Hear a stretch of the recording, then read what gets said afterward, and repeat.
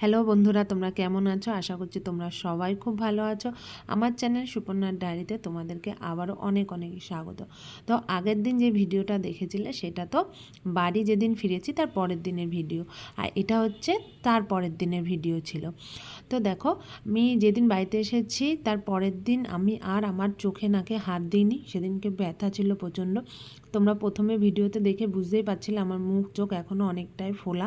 তো সেই দিন আগের দিন আমি আর চোখ টোকগুলো ভালো করে মানে ধরিনি বা ঠিক করে ধুইনি, কারণ ওখানে প্রচণ্ড ব্যথা ছিল। তো তার পরের দিন আমি উষ্ণ গরম জল করে আর তুলো দিয়ে চোখ আর নাকটা একটুখানি ভালো করে পরিষ্কার করছিলাম। বলেছিল উষ্ণ গরম জল দিয়ে, ডাক্তাররা বলেছিল একটু পরিষ্কার করতে, ঠান্ডা জল যেন একদমই না লাগায়। তো এর জন্য উষ্ণ গরম জল দিয়ে আর তুলো ভিজিয়ে একটুখানি চোখ আর নাক পরিষ্কার করে রাখছিলাম। আর যেহেতু আমার অপারেশনটা নাক দিয়ে হয়েছিল, তো এর জন্য নাকের ভেতরেও অনেক রক্ত টক্ত ছিল যেগুলো শুকিয়ে গেছিলো।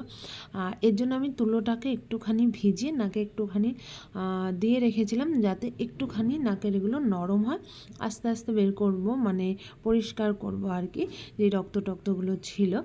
তো যদিও আমি পুরো পরিষ্কার করতে পারিনি, খুব ব্যথা ছিল, অল্প একটু পরিষ্কার করেছি। তো যেহেতু নাকের ভিতরে কিছু থাকলে খুব একটা বিরক্ত লাগে, তো তবুও আমি বেশি ঘাটাঘাটি করিনি সেটা নিয়ে।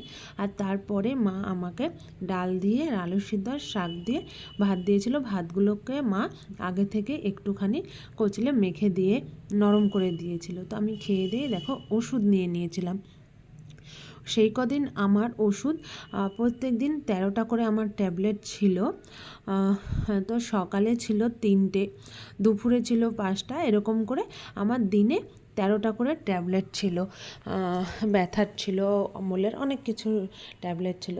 তো তারপরে খাওয়া দাওয়া সেরে মা বললো আয় চুলটা আঁচড়ে দিই, কারণ আমার চুলটা অনেক কদিন ধরে ঠিক করে আঁচড়ানো হয়নি, অনেকটা জট হয়ে যাচ্ছিলো।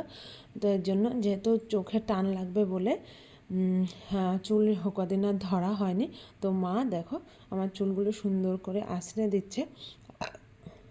আর জানো এই ভিডিওগুলো আমাকে কে করে দিয়েছিল? এই ভিডিওগুলো করে দিয়েছিল আমার ছেলে। আমি বললাম যে মার একটু ভিডিও করে দে শোনো, বলছে দাও আমি ভিডিও করে দেবো। তো দেখো এই ভিডিওগুলো আমার ছেলেই করেছে। অপারেশনের পরে অনেক কটা ভিডিও আছে যে ভিডিওগুলো আমার ছেলে আমাকে করে দিয়েছে। তো ও কিন্তু অনেকটাই ভালো ভিডিও করা শিখে গেছে, শুধু একটুখানি হাতটা বেশি নাড়িয়ে দেয় আর কি। তো তবুও আমাকে ভালো করে 2-1টা ভিডিও করে দিয়েছিল। তো মা দেখো চুলগুলো ভালো করে আঁচড়ে বেনুনি করে দিয়েছিল। সরি, একটু বলতে ভুল হয়ে গেছিলো। একটু বেনুনি করে দিয়েছিল, দিয়ে গার্ডার দিয়ে দিয়েছিল, তো যাতে চুলগুলো আর জট না বেঁধে যায়।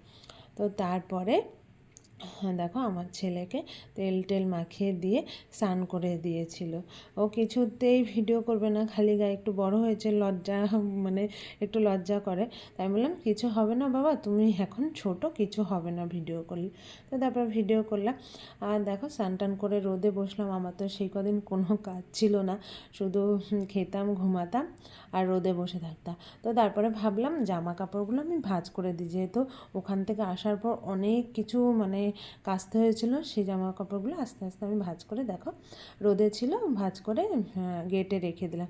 তারপরে আবার একটুখানি বাইরে বসলাম, কারণ সে কদিন আমার আর কোনো কাজই ছিল না বসা ছাড়া। তো তারপর আমার ছেলে আমাকে বললো চলো ছোট্টাম্মির বাড়িতে ঘরটা রং হয়েছে, কেমন রং হয়েছে একটু দেখে আসি।